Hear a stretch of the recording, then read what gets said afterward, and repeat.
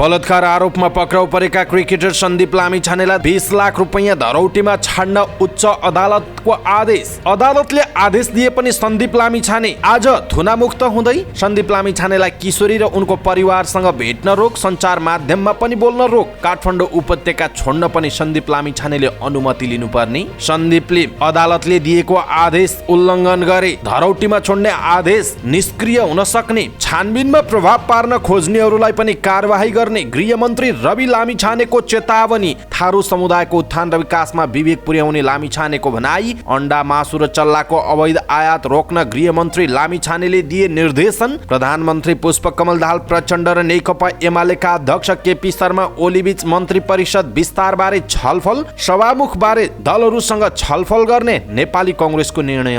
जसपा र एकीकृत समाजवादी बीच एकताका लागि वार्ता हुँदै। कोरोला नाकामा भन्सार कार्यालय स्थापना गर्ने जग्गा सरकारलाई प्राप्त भइसकेको। राष्ट्रिय सभाका अध्यक्ष गणेश प्रसाद तेमिलसिनाको जिकिर। दिगो विकासका लक्ष्य पूरा गर्न वार्षिक 5 खर्ब 85 अर्ब रुपैयाँ अभाव रहेको अर्थमन्त्री विष्णु पौडेलको भनाई। आफन्तलाई राजदूत बनाउँदा परराष्ट्र सम्बन्ध बिग्रिएको सांसदहरूको भनाई। हाम्रो हैसियत ओडा सदस्य जतिको पनि भएन, कार्यक्रममा पनि पछि बोलाइन्छ भन्दै राष्ट्रिय सभाका सांसदहरूले गरे गुनासो। वामपन्थी नेता घनश्याम भुसाल आज एकीकृत समाजवादी पार्टी प्रवेश गर्ने। गण्डकीमा आधा कार्यकालपछि आफू मुख्यमन्त्री हुने मन्त्री हरिबहादुर चुमानको दावी। प्रदेश नम्बर 1 मा प्रचण्डका ज्वाइँ मन्त्री बन्ने पक्का। बौद्धिक सम्पत्ति संरक्षणको मुद्दालाई नेपालले आलोचनात्मक दृष्टिकोणले हेर्नुपर्ने। अर्थविद डाक्टर स्वर्णिम वाग्लेको टिप्पणी। 50,000 वर्षपछि देखिँदैछ जेटीई पुच्छ्रे तारा, आज देख्न पाइने। आजदेखि नेपाल आउने हवाई यात्रुको साथमा कोरोनाको खोप प्रमाणपत्र अनिवार्य। टिकटक लाइभमा जुवा खेलाउने 4 जना पक्राउ। नेपाली मूलका ह्यारी भण्डारीद्वारा अमेरिकी संसदमा गीता छोएर शपथ ग्रहण। उद्घाटन गर्ने बेलामा नागढुङ्गा सोरुङ मार्गको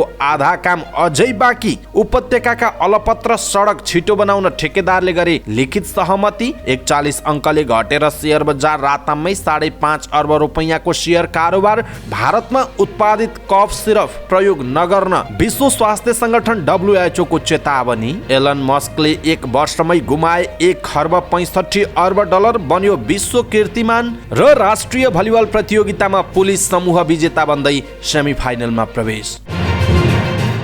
दर्शक महानुभाव नमस्कार, हाम्रो न्युजको युट्युब च्यानलमा यहाँलाई हार्दिक स्वागत छ। सदाको झैँ आज पनि हामी उपस्थित भएका छौँ आजका महत्त्वपूर्ण समाचार, ब्रेकिङ न्युज अपडेट लगायतका महत्त्वपूर्ण खबरहरू लिएर। आज मिति विक्रम सम्वत 2079 साल पुसको 29 गते शुक्रबार, इस्वीसम्म सन् 2023 जनवरी 13 तारिक। सदाको झैँ आज पनि हामी उपस्थित भएका छौँ आजका महत्त्वपूर्ण समाचार, ब्रेकिङ न्युज अपडेट लगायत तपाईँलाई काम लाग्ने हेर्नै पर्ने महत्त्वपूर्ण खबरहरू लिएर। हामीलाई अन्तिमसम्म हेर्नुहोला। हाम्रो मेहनतका लागि यो भिडियोमा एउटा लाइक अवश्य गर्नुहोला। दर्शक महानुभाव, पलपलको न्युज अपडेटका लागि हाम्रो च्यानललाई सब्स्क्राइब गर्नु भएको छैन भने कृपया सब्स्क्राइब गर्नुहोस् अनि नजिकै आउने बेल आइकनलाई क्लिक गर्नुहोला। दैनिक रूपमा हेर्नुहुन्छ भने रेगुलर भनेर लेख्नुहोला। आज पहिलो चोटि हो भने फर्स्ट टाइम भनेर लेखिदिनुहोला। देशभित्रबाट हेरिरहनु भएको छ भने आफू रहेको गाउँ ठाउँ सहर जिल्लाको नाम लेख्नुहोला। विदेशमा हुनुहुन्छ भने कुन देशबाट हेरिरहनु भएको छ त्यो कुरा तलको कमेन्ट बक्समा कमेन्ट गर्नुहोला। आउनुहोस् दर्शक महानुभाव, आजका महत्त्वपूर्ण समाचार सुरु गरौँ। क्रिकेटर सन्दीप लामिछानेलाई धरौटीमा छोड्न अदालतले आदेश दिएको प्रसङ्गबाट। बलात्कार आरोपमा पक्राउ परेका क्रिकेटर सन्दीप लामिछानेलाई धरौटीमा छाड्न उच्च अदालत पाटनले आदेश दिएको छ। लामिछानेलाई पूर्वपक्षका लागि थुनामा पठाउने जिल्ला अदालत काठमाडौँको आदेश बदर गर्दै उच्च अदालत पाटनले 20 लाख रुपैयाँ धरौटीमा रिहा गर्न आदेश दिएको हो। उच्च अदालत पाटनका न्यायाधीश ध्रुवराज नन्द र रमेश ढकालको संयुक्त इजलासले सन्दीपलाई धरौटीमा छोड्न आदेश दिएको हो। अदालतको आदेशपछि सञ्चारकर्मीहरूसँग कुराकानी गर्दै अधिवक्ता सरोज कृष्ण घिमिरेले अदालतले धरौटीमा छोड्न आदेश दिएको र आज सन्दीप लामिछानेले धरौटी राखेर निस्किने बताउनु भएको छ। यसअघि गएको कार्तिक 18 गते काठमाडौँ जिल्ला अदालतले सन्दीपलाई पूर्वपक्षका लागि कारागार चलान गर्न आदेश दिएको थियो। आदेश विरुद्ध सन्दीपका वकिलले उच्च अदालतमा पुनरावेदन गरेका थिए। सन्दीप विरुद्ध 17 वर्षीय किशोरीलाई जबरजस्ती करणी गरेको भन्दै भदौ 21 गते जाहेरी दिएकी थिइन् भने प्रहरीले लामिछानेलाई असोजको 20 गते त्रिभुवन अन्तर्राष्ट्रिय विमानस्थलबाट पक्राउ गरेको थियो। दर्शक महानुभाव, सन्दीप लामिछानेलाई 20 लाख रुपैयाँ धरौटीमा छोड्न उच्च अदालतले आदेश दिएको छ। यसप्रति तपाईँको धारणा के छ? आफ्नो धारणा तलको कमेन्ट बक्समा कमेन्ट गर्नुहोला। क्रिकेटर सन्दीप लामिछानेलाई अदालतले 20 लाख रुपैयाँ धरौटीमा छोड्न आदेश दिएको छ। उच्च अदालत पाटनले दिएको आदेश जिल्ला अदालत काठमाडौँ हुँदै कारागारसम्म आइपुग्नु पर्ने भएकाले उनी आज छोड्दैछन्। सन्दीप लामिछाने आज मात्र थुनामुक्त हुने भएका हुन्। हिजो अदालतले आदेश दिए पनि उनको आदेश कारागारसम्म आइपुग्नु पर्ने भएकाले आज छुट्ने कारागारका जेलर लक्ष्मीप्रसाद बास्कोटाले बताउनु भएको छ। यसैबीच उच्च अदालतले सन्दीप लामिछानेलाई जारीकर्ता वा उनका परिवारका सदस्यलाई भेट्न वा कुनै पनि माध्यमबाट सम्पर्क गर्न रोक लगाएको छ। न्यायाधीश ध्रुवराज नन्द र रमेश ढकालको इजलासले लामिछानेले आफै वा आफू सम्बद्ध कुनै संस्था वा व्यक्ति मार्फत जारीकर्ता र पीडितको परिवारसँग भेट्न र कुनै माध्यमबाट सम्पर्क गर्न रोक लगाएको हो। त्यस्तै सन्दीपलाई पीडित किशोरीसँग वा उनको परिवारका सम्बन्धका बारेमा वा मुद्दाको बारेमा अभिव्यक्ति दिन पनि रोक लगाएको छ। मुद्दाको विषयमा कुनै पनि सामग्री प्रकाशन गर्न वा विद्युतीय वा सार्वजनिक सञ्चार माध्यम वा सामाजिक सञ्जालमा टीका टिप्पणी गर्न सन्दीपलाई रोक लगाइएको आदेशमा उल्लेख गरिएको छ।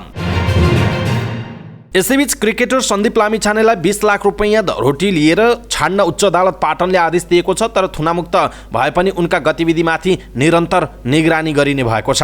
अदालतको आदेश अनुसार लामिछानेले काठमाडौँ उपत्यका छाड्दा पनि प्रशासनको अनुमति लिनुपर्नेछ। मुलुक बाहिर जान चाहिँ प्रतिबन्ध लगाइएको छ। उच्च अदालत पाटन स्रोतका अनुसार उनको गतिविधिलाई प्रहरीले निगरानी गरिरहने पनि जनाइएको छ। लामिछानेले पीडित परिवारसँग कुनै पनि सूत्र मार्फत सम्पर्क गर्न नपाउने भनिएको छ। न्यायाधीश रमेश ढकाल र ध्रुवराज नन्दको इजलासले यस्तो आदेश दिएको छ। एक नाबालिकालाई बलात्कार गरेको अभियोगमा जिल्ला अदालत काठमाडौँले उनलाई पूर्वपक्षका लागि थुनामा पठाएको थियो। जिल्ला अदालतको आदेश विरुद्ध सन्दीपले उच्च अदालत पाटनमा पुनरावेदन गरेका थिए। सन्दीप विरुद्धको बलात्कारको मुद्दा भने जिल्ला अदालत काठमाडौँमा विचाराधीन अवस्थामा रहेको छ।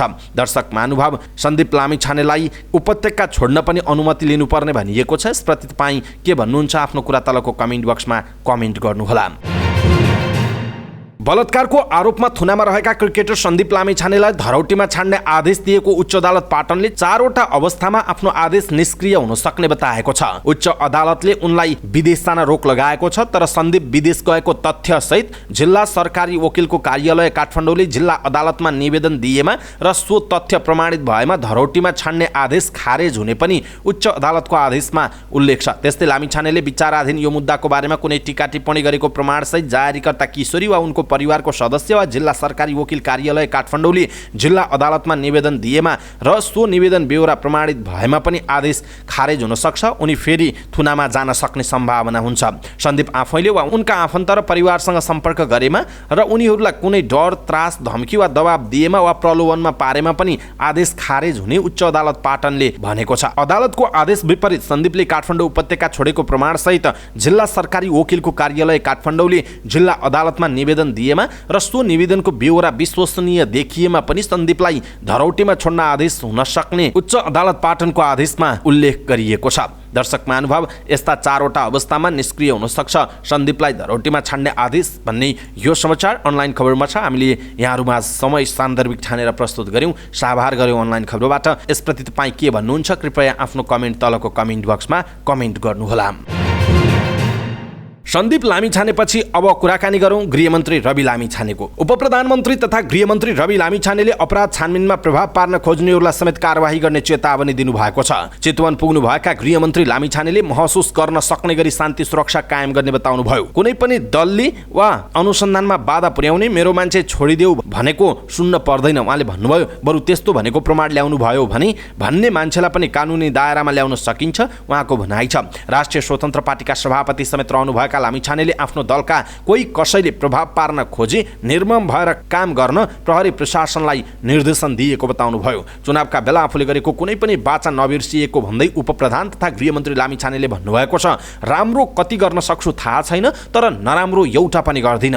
कति दिन, महिना, वर्ष रहन्छु थाहा छैन, तर सफा हात बोकेर छिरेको छु, सफा हात लिएर निस्कन्छु उहाँको भनाइ रहेको छ। दर्शक महानुभाव, रवि लामिछानेको यो भनाइप्रति तपाईँको धारणा के छ? आफ्नो धारणा तलको कमेन्ट बक्समा कमेन्ट गर्नुहोला। उपप्रधानमन्त्री एवं गृहमन्त्री रवि लामिछानेले थारू समुदायको उत्थानका लागि आफू लागि पर्ने बताउनुभयो। पूर्वी चितवनको खैरहनीमा सुरु भएको 8औं खिचरा महोत्सवको उद्घाटन कार्यक्रममा उहाँले थारू समुदायको समस्या समाधानमा सरकार र आफ्नो मन्त्रालय लागि पर्ने बताउनुभयो। थारू संस्कृति जगेर्ना हाम्रो जिम्मेवारी भएको भन्दै उहाँले यो समुदायको संस्कृति जगेर्ना गर्नका लागि यस्ता मेला महोत्सव आवश्यक पर्ने बताउनुभयो। कार्यक्रममा बागमती प्रदेशका आर्थिक मामिला तथा योजना मन्त्री जगन्नाथ थपलियाले थारू संस्कृतिको माघी पर्व अहिले सबै समुदायको साझा बन्न सफल भएको पनि बताउनु भएको छ। उपप्रधानमन्त्री रवि लामिछानेले अवैध रूपमा नेपालभित्र नै अण्डा, मासु र चल्लाको आयात रोक्न विभिन्न जिल्लाका सुरक्षा अधिकारीलाई निर्देशन दिनुभयो। गृहमन्त्री भएपछि पहिलो पटक चितवन पुग्नुभएका उहाँले जिल्लामा कुखुरा पालनसँग सम्बन्धित व्यवसायीहरूसँग छलफल गर्नुभयो। त्यसक्रममा व्यवसायीले भारतबाट भित्रिएका कुखुरा, चल्ला र मासुका कारण स्वदेशी व्यवसायी मर्कामा परेको गुनासो गरेका थिए। लामिछानेले त्यहीँबाट नेपालगञ्ज, सिन्धुली र सर्लाहीका सुरक्षा अधिकारीहरूलाई टेलिफोन गरेर अवैध आयात रोक्न निर्देशन दिएको नेपाल पोल्ट्री महासङ्घका उपाध्यक्ष टिका पोखरेलले जानकारी दिनुभयो। गृहमन्त्री लामिछानेले पोल्ट्री क्षेत्रमा परेका समस्याको समाधान गर्न आफूले सक्दो पहल गर्ने पनि बताउनु भएको छ। नेकपा माओवादी केन्द्रका अध्यक्ष एवं प्रधानमन्त्री पुष्पकमल दाहाल प्रचण्ड र नेकपा एमालेका अध्यक्ष एवं पूर्व प्रधानमन्त्री केपी शर्मा ओलीबीच भेटवार्ता भएको छ। प्रधानमन्त्रीको सचिवालयका अनुसार दुई नेताबीच मुख्यतः संघीय सरकारको मन्त्रालय भागवण्डा र प्रदेश सरकारको भागवण्डाको विषयमा छलफल भएको छ। 7वटी प्रदेश सरकार बनिसकेका छन्। अब संघीय मन्त्री परिषदलाई पूर्णता दिने र सँगसँगै प्रदेश सरकारलाई पनि पूर्णता दिने तयारी छ। दुवै अध्यक्षले आफ्ना पार्टीमा छलफल गर्नुहुन्छ। सत्ता साझेदार दलहरूका बीचमा पनि अनौपचारिक छलफल हुन्छ। त्यसपछि सत्ता साझेदार दलहरू बैठक बस्ने कि सरकारमा सहभागी दलहरूसँग मन्त्रीको नाम माग्ने भन्ने तय हुन्छ, प्रचण्डको सचिवालयले भनेको छ। ओली र प्रचण्ड बीच सभामुख र उपसभामुखको निर्वाचन, राष्ट्रपति र उपराष्ट्रपतिको निर्वाचनको विषयमा समेत छलफल भएको छ। ओलीको सचिवालयका अनुसार प्रचण्डले आफू समझदारीमा प्रतिबद्ध रहेको बताउनु भएको छ। ओली र प्रचण्ड बीच बुधबार साँझ ओलीकै निवास बालकोटमा पनि भेट भएको थियो। उक्त भेटमा पनि प्रचण्डले आफू समझदारीमा अडिग रहेको बताएको ओली र प्रचण्ड दुवै नेताको सचिवालयले जनाएको छ। नेपाली कांग्रेसले सभामुख, उपसभामुखबारे दलहरूसँग छलफल गर्ने भएको छ। बिहिबार बसेको पार्टीको शीर्ष नेताहरूको बैठकले सरकारमा भएका र नभएका सबै दलसँग छलफल गर्ने निर्णय गरेको हो। सहमहामन्त्री बद्री पाण्डेले भन्नुभयो, एक्लै हाम्रो मतले जित्ने अवस्था छैन, त्यसैले संसदमा भएका सत्ता पक्ष र अरू दलसँग पुगेर निर्णय गर्छौँ, उहाँको भनाइरहेको छ। जनता समाजवादी पार्टी जसपा नेपाल र नेकपा एकीकृत समाजवादी बीच एकता वार्ता हुन लागेको छ। एकताका लागि गठित दुई पक्षको कार्यदल बीच छलफल हुन लागेको कार्यदलका सदस्य प्रकाश ज्वालाले जानकारी दिनुभयो। नेकपा एकीकृत समाजवादीले महासचिव बेदुराम भुसाल सहित नेताहरू डाक्टर विजय पौडेल, गङ्गालाल तुलाधर र प्रकाश ज्वाला रहेको कार्यदल बनाएको थियो। त्यस्तै जसपाले पनि नेताहरू राजेन्द्र श्रेष्ठ, रकम चेम्जोङ र गोविन्द चौधरी रहेको कार्यदल बनाएको छ। नेकपा एमालेबाट अलग भएर माधव नेपालको नेतृत्वमा नेकपा एकीकृत समाजवादी गठन भएको थियो। गत मङ्सिर 4 गते भएको निर्वाचनमा एकीकृत समाजवादीले प्रतिनिधि सभामा प्रत्यक्ष 10 सीट जिते पनि थ्रेसहोल्ड कटाउन नसक्दा राष्ट्रिय पार्टी बन्न सकेन। उपेन्द्र यादव नेतृत्वको जसपाका 12 सांसद छन्। सो पार्टीले प्रत्यक्षतर्फ 7 र समानुपातिकमा 5 सीट जितेको थियो। एकीकृत समाजवादी र जसपा बीच पार्टी एकता भई सो पार्टीका 22 सांसद पुग्नेछन्। उक्त पार्टी संसदमा चौथो ठूलो दल बन्नेछ। हाल 20 सीट सहित राष्ट्रिय स्वतन्त्र पार्टी चौथो दल रहेको छ। राष्ट्रिय सभाका अध्यक्ष गणेश प्रसाद तिमिल सिन्हाले छिमेकी देश चीनसँग जोडिएको मुस्ताङको कोइराला नाका खुलाउन पहल भइरहेको बताउनुभयो। 7औं म्याग्दी महोत्सवको बेनीमा उद्घाटन गर्दै उहाँले यस्तो बताउनु भएको हो। तिमिल सिन्हाले कोइराला नाकामा भन्सार कार्यालय स्थापनाका लागि सरकारको नाममा जग्गा प्राप्त भएकाले अब संरचना निर्माणको काम अगाडि बढ्ने बताउनुभयो। यसका लागि सरकारदेखि सम्बन्धित सबैको ध्यानाकर्षण गरिएको पनि उहाँले बताउनु भएको छ। यसैबीच अध्यक्ष तिमिल सिन्हाले महोत्सवले स्थानीय कृषि उत्पादनको प्रचार प्रसार सहित पर्यटन प्रवर्धनमा महत्त्वपूर्ण सहयोग पुर्याउने हुँदा यसबाट प्रत्यक्ष र अप्रत्यक्ष रूपमा फाइदा पुग्ने पनि बताउनु भएको छ।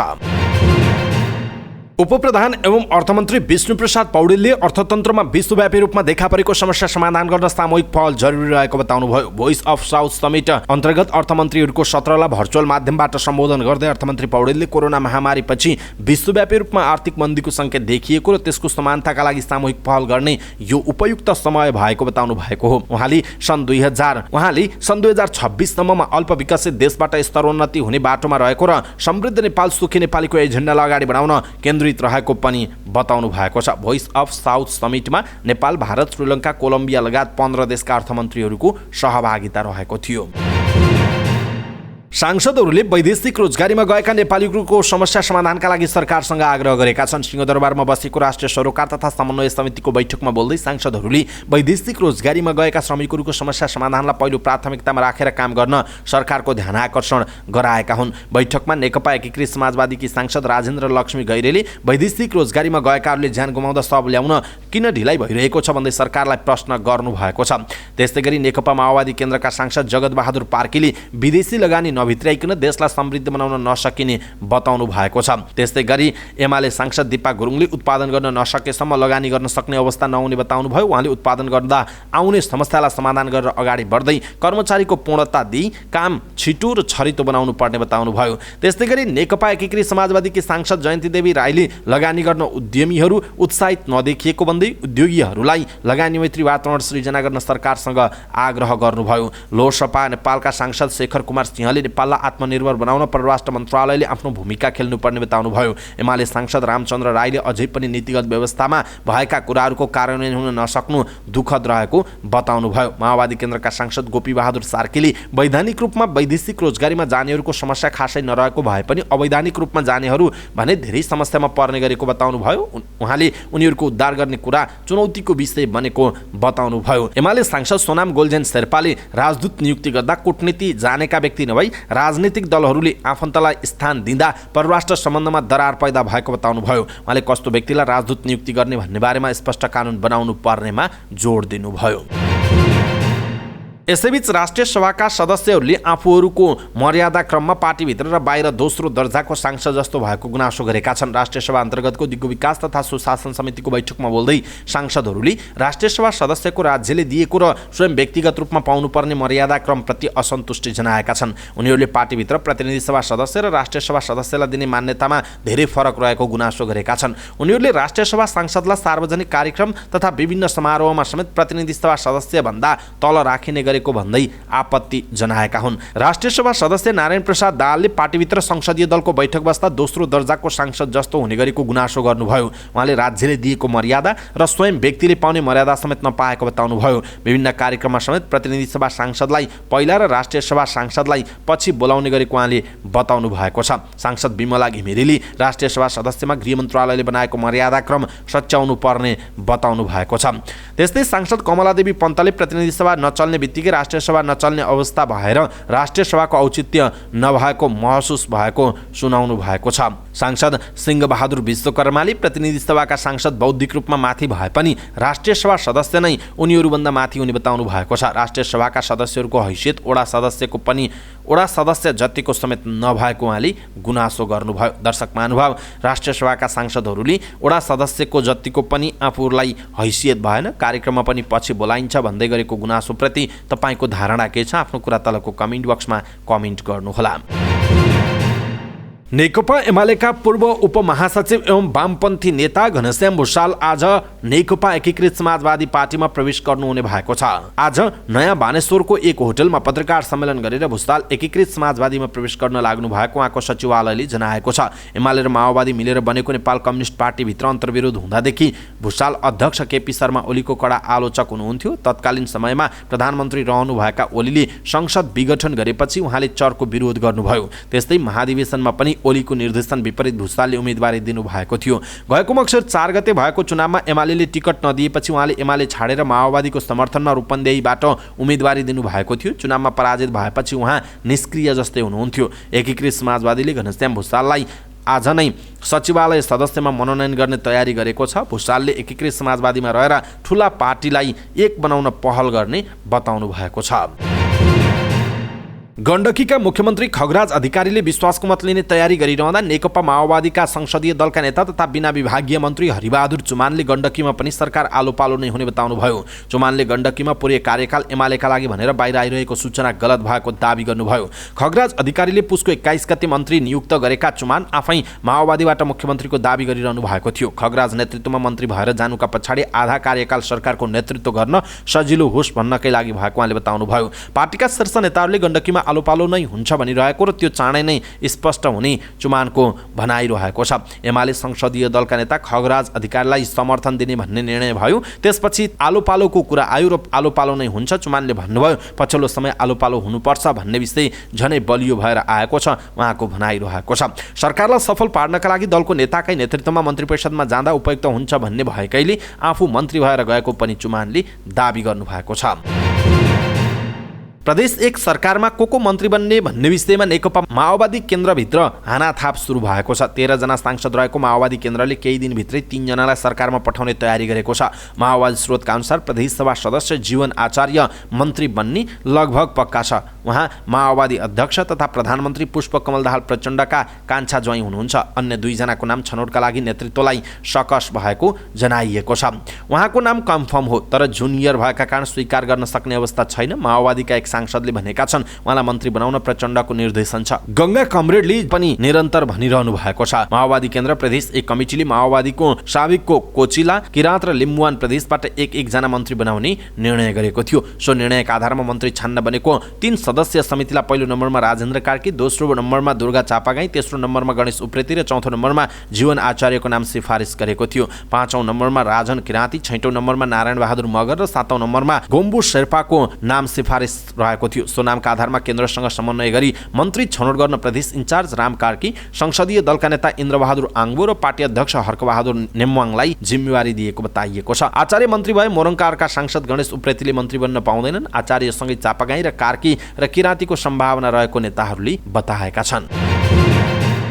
अर्थविद डाक्टर स्वर्णिम वाग्लेले बौद्धिक सम्पत्ति संरक्षणको मुद्दालाई आलोचनात्मक दृष्टिले हेर्नुपर्ने बताउनु भएको छ। काठमाडौँमा बौद्धिक सम्पत्ति संरक्षण समाजले आयोजना गरेको आर्थिक विकास र बौद्धिक सम्पत्ति विषयक अन्तर्क्रिया कार्यक्रममा बोल्दै वाग्लेले बौद्धिक सम्पत्ति संरक्षणको मुद्दा अमेरिकाले बढी प्राथमिकता दिएर उठाएकाले नेपालले आलोचनात्मक दृष्टिले हेर्नुपर्ने बताउनुभयो। उहाँले बौद्धिक सम्पत्तिलाई विकसित देशहरूले विश्व व्यापार संगठनको सदस्यमा जबरजस्ती बनाएको बताउनुभयो। बौद्धिक सम्पत्तिलाई विश्व व्यापार संगठनको सदस्यमा राख्दा इन्फोर्स गर्न सजिलो हुने उहाँको भनाइ छ। अर्थविद वाग्लेले बौद्धिक सम्पत्तिलाई अमेरिकाले तीव्र रूपमा अगाडि बढाएकोमा पश्चिमा देशहरूले नै आलोचनात्मक टिप्पणी गरिरहेको बताउनुभयो। उहाँले अल्पविकसित देशका लागि तीव्र गतिमा बौद्धिक सम्पत्ति मुद्दा अगाडि आउँदा आवश्यक हुने नहुने सुझबुझपूर्ण निर्णयको आवश्यकता देखिएको पनि बताउनु भएको छ।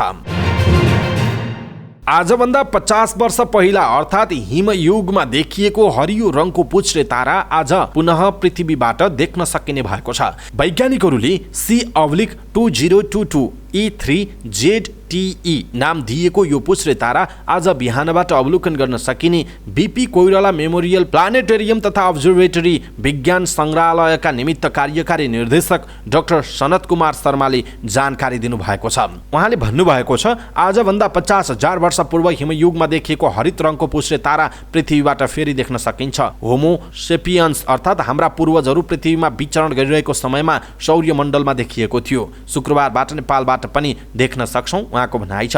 उहाँका अनुसार यो पुच्छ्रे तारा सूर्यको वरिपरि आफ्नो कक्षमा परिभ्रमण गर्ने क्रममा 29 पुसमा सौर्यको सबैभन्दा नजिक आउने भएकाले त्यसपश्चात केही हप्तासम्म अवलोकन गर्न सकिन्छ। आँखाले देख्न नसके पनि बाइनाकुलर र टेलिस्कोपको सहायताले अवलोकन गर्न सकिने उहाँको भनाइ छ। अहिले आँखाले देख्न नसक्ने भए पनि माघ 18 गतेपछि भने केही समय आँखाले पनि देख्न सकिने उहाँले बताउनुभयो। नेपालबाट पनि यस दुर्लभ हरित पुच्छ्रे तारालाई ध्रुव ताराको नजिक माघ महिनाको दोस्रो सातासम्म बेलुका 7 बजेपछि देख्न सकिने उहाँले बताउनु भएको छ। हाम्रा पुर्खा तथा होमो सेपियन्सले सायद उक्त पुच्छ्रे तारालाई विगतमा अवलोकन गरेका होलान् र कालान्तरमा उक्त पुच्छ्रे तारा काल चक्रमा प्रवाहित हुँदै सौर्यमण्डलको बृहत्तर विकास दूरीलाई छिचोल्दै पुनः हामी सामु प्रकट भएको छ। यो पुच्छ्रे तारा माघ 18 गतेमा पृथ्वीको नजिकमा 42 करोड किलोमिटरको दूरीसम्म आइपुग्ने शर्माले बताउनुभयो। उहाँले भन्नुभएको छ अहिले हाल उक्त पुच्छ्रे तारालाई पृथ्वीको उत्तरी गोलार्धमा बस्नेले अवलोकन गर्न सक्नेछन् भने माघपछि दक्षिणी गोलार्धमा बस्नेले पनि अवलोकन गर्न सक्नेछन्। पुच्छ्रे तारा एउटा टाउको र 2 वटा लामो र छोटो पुच्छरको रूपमा देखिनेछ। डाइकार्बन अणुहरूको कारणले गर्दा यो तारा हरियो रङको देखिने भएको हो। कुनै समयमा कुनै सङ्कटको सङ्केत भनेर मानिने पुच्छ्रे ताराहरू वैज्ञानिक जगतका लागि अहिले अनुसन्धानको विषय भएको छ। वैदिक युग तथा महाभारत युग भन्दा पनि धेरै पहिला पृथ्वीको नजिकमा आइसकेको उक्त पुच्छ्रे तारालाई बीपी कोइराला मेमोरियल प्लानेटेरियम तथा अब्जर्भेटरी र विज्ञान सङ्ग्रहालय विकास समितिले पनि निरन्तर रूपमा अध्ययन अवलोकन गर्ने जनाएको छ।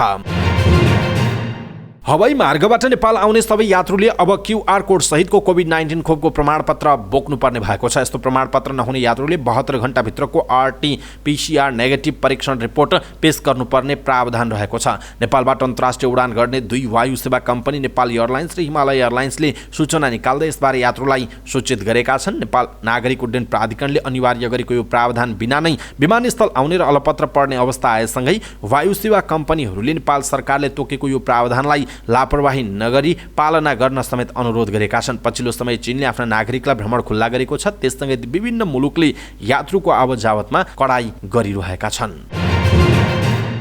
भिडियो शेयरिङ एप टिकटकमा लाइभमा आएर जुवा खेलाउने 4 जनालाई प्रहरीले पक्राउ गरेको छ। पक्राउ पर्नेमा दाङ राप्ती गाउँपालिका 3 घर भई ललितपुर महानगरपालिका 17 ग्वारको बस्ने 21 वर्षीय ऋषि प्रकाश योगी, भक्तपुर सूर्यविनायक नगरपालिका 10 का 27 वर्षीय कपिल गिरी, मध्यपुर थिमी नगरपालिका 6 घर भई मध्यपुर 1 बस्ने 21 वर्षीय प्रेम कठायत र कैलाली गौरी गंगा नगरपालिका 6 घर भई मध्यपुर थिमी बस्ने 20 वर्षीय दिल्लीराज अवस्थी रहेका छन्। उनीहरूले काठमाडौँ उपत्यका आफ्नो ई सेवा लगायतका डिजिटल वालेटमा विभिन्न व्यक्तिहरूलाई पैसा जम्मा गर्न लगाई जुवा खेलाउने गरेको भन्ने सूचनाको आधारमा पक्राउ गरेको काठमाडौँ उपत्यका अपराध अनुसन्धान कार्यालयले जनाएको छ। उनीहरूलाई गएको मंगलबार काठमाडौँ उपत्यका ग्वारकोट सूर्यविनायक लोकन्थली लगायतका ठाउँबाट पक्राउ गरिएको कार्यालयका प्रहरी उपरीक्षक कृष्ण प्रसाद कोइरालाले बताउनु भएको छ। पक्राउ परेकाहरूलाई मुलुकी अपराध संहिता 2074 को दफा 125 को उपदफा 1 बमोजिमको कसुरमा आवश्यक अनुसन्धान एवं कारबाहीका लागि जिल्ला प्रहरी परिसर ललितपुर प्रहरी वृत्त जगाती र ठिमी पठाइएको प्रहरीले जनाएको छ।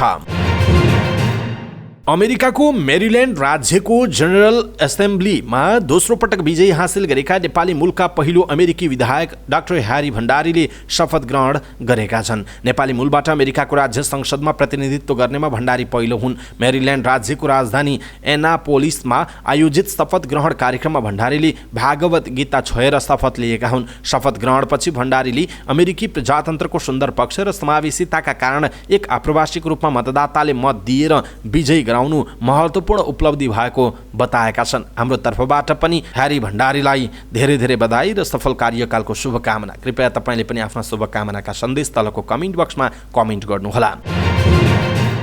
नागढुङ्गा सुरुङ मार्ग निर्माणको शिलान्यास भएको 38 महिनामा करिब 48% काम मात्रै सकिएको छ। 42 महिनाभित्र सक्ने गरी 2076 साल कार्तिक 4 मा सुरुङ मार्ग आयोजना निर्माण सुरु भए पनि मुआब्जा सहित पूर्व तयारीको काममा भएको ढिलाइले आयोजना निर्धारित समयमा नसकिने निश्चित भएको छ। लक्ष्य अनुसार काम हुने हो भने अबको 4 महिना अर्थात् आगामी वैशाखभित्र आयोजनाको काम सकिनुपर्छ। तर अहिलेसम्म मुख्य सुरुङ मार्ग र फ्लाइओभरको संरचनाको काम नै धेरै बाँकी रहेकाले आयोजना तोकिएको समयमा भन्दा कम्तीमा 1 वर्षपछि धकिलिने निश्चित भएको जनाइएको छ। उद्घाटन गर्नुपर्ने समयमा आयोजनामा करिब आधा मात्रै काम सकिने अवस्था आएको आयोजनाका एक अधिकारीले बताएका छन्। ढिला भए पनि अरू आयोजनामा जस्तो चरम ढिलाइ भएको छैन। अधिकारीले भनेका छन् प्राविधिक रूपमा जटिल मानिएको सुरुङको काम सकिएर फ्लाइओभर निर्माण भएपछि अरू काम फटाफट सकिन्छ उनको भनाइरहेको छ। अहिलेसम्म मूल सुरुङ मार्ग र त्यसका सहायक सुरुङ मार्ग खण्ड खन्ने काम 73.3% सकिएको सुरुङ मार्ग आयोजनाले जनाएको छ। आयोजनाका अनुसार मुख्य सुरुङ मार्गको 2688 मिटर मुख्य सुरुङ मार्ग मध्ये 1782 मिटर सुरुङ खनिएको छ। आकस्मिक रूपमा उद्धार गर्न बनाइने इभ्याकुएसन सुरुङको 2557 मिटर सुरुङ मध्ये 2046 मिटर सुरुङ खनिएको जनाइएको छ। निर्माण व्यवसायीले आफूले काठमाडौँ उपत्यकाभित्र ठेक्का लिएका आयोजनाहरू सक्ने समयसीमा तोकेर लिखित प्रतिबद्धता व्यक्त गरेका छन्। उपप्रधान तथा भौतिक पूर्वाधार तथा यातायात मन्त्री नारायण काजी श्रेष्ठको उपस्थितिमा मन्त्रालयका सचिव गोपाल सिगदेल र विभागका महानिर्देशक अर्जुन यङ थापा सहित विभिन्न आयोजनाका प्रमुखहरू सहितको सहभागितामा निर्माण व्यवसायीहरूबीच छलफलका क्रममा सडक आयोजनाका निर्माण व्यवसायीहरूले आफ्नो निर्माण साइटमा काम गर्न भएको सजिलो अप्ठ्यारोबारे मौखिक रूपमा जानकारी दिएका थिए। उनीहरूले त्यहाँ आफ्नो ठेक्कामा रहेका आयोजना समय सीमाभित्र सम्पन्न गर्ने लिखित प्रतिबद्धता समेत व्यक्त गरेका छन्। अन्तर्क्रियामा सहभागी उपत्यकाका 3 जिल्लाका आयोजनाका ठेकेदारहरूले स्पष्ट समय सीमा तोकेर नै सम्पन्न गर्ने प्रतिबद्धता जनाइएको छ। काठमाडौँको महाकाल, भ्रिकुटी चोक, तेन्जिङ चोक, फैका आनीगुम्बा चपली बुढा नीलकण्ठ सडक निर्माण गरिरहेको तुदी प्रेरा जेबीले आगामी साल माघ मसान्तसम्म काम सक्ने जनाएको छ।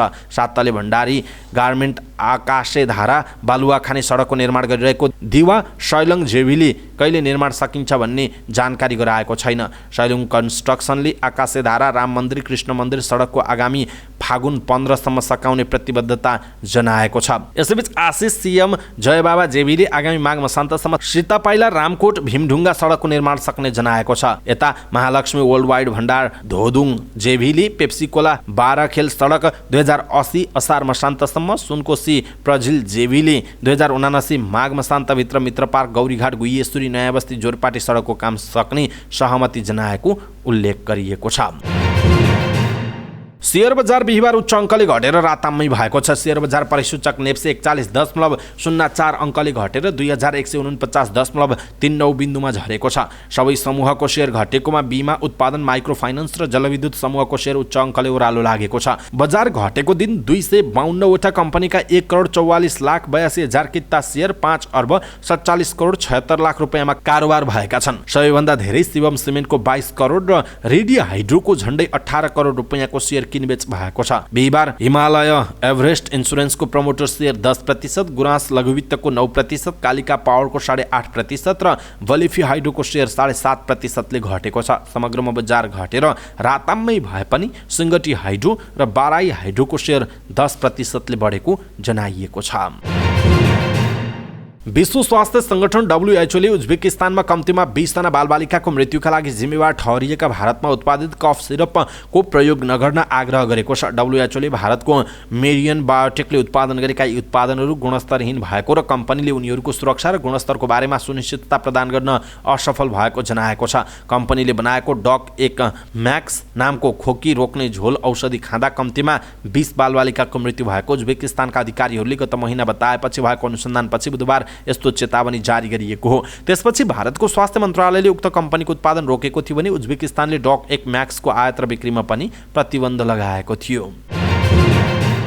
केही समय अघिसम्म विश्वकै धनी व्यक्ति रहेका एलन मस्कले इतिहासमै सबैभन्दा धेरै सम्पत्ति गुमाउने विश्व कीर्तिमान तोडेका छन्। गिनिज वर्ल्ड रेकर्ड्सले 2021 को नोभेम्बरदेखि 2022 को डिसेम्बरसम्म एलन मस्कले 1,65 अर्ब डलर सम्पत्ति गुमाएको बताएको छ।